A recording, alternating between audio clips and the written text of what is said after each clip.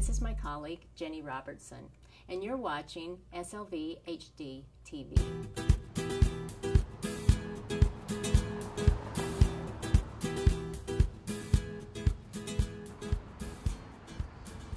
You might recognize us from episode 3 of Public Health Professionals that highlighted our work as epidemiologists in Salt Lake County. Every day we're dealing with issues of foodborne illness, and oftentimes this starts in the home. We constantly get questions about foodborne illness, and because this month is National Food Safety Month, we have opened up our forums on Facebook and Twitter to answer all of your questions. The first question comes from Rianne on Facebook. She writes, "My roommates and I have granite countertops, and I heard it's not sanitary to cut raw meat on them. Is this true?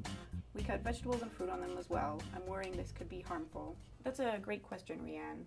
Granite is a porous material, which means bacteria can get into the cracks and grooves. So it's best to use a cutting surface that's not porous, such as plastic or hardwood. And on a side note, cutting meat and produce on granite countertops may dull your knives a lot faster. All right, the next question comes from Rachel on Twitter. Which is better to use, a wooden cutting board or plastic? Rachel, that's a great question. We get asked that all the time. And either is safe to use. You just have to maintain them and care for them properly. You need to make sure that either wood or plastic boards are cleaned and sanitized. So clean them with hot soapy water and sanitize them with a solution of 1 teaspoon bleach to a quart of water. Okay, this next question comes from John on Facebook. He says, "I like to grill a lot, especially during the summer and holidays, but I always have leftover raw meat that I have to put back in my fridge. How long can raw meat stay in my fridge before it goes bad or collects too much bacteria to cook sanitary?" Another great question. You can keep leftover food in your fridge up to 3 or 4 days. If you'd like to keep it longer than that, it's best to freeze it. So put it in a bag, freezer bag, and date mark it so you'll know how long it's been in the freezer. Our next question is from Lexi from Facebook. She asks, "I've heard it's okay to still eat food for up to a week after the expiration date, so I always stretch it out as far as I can before throwing it out. Is this okay to do?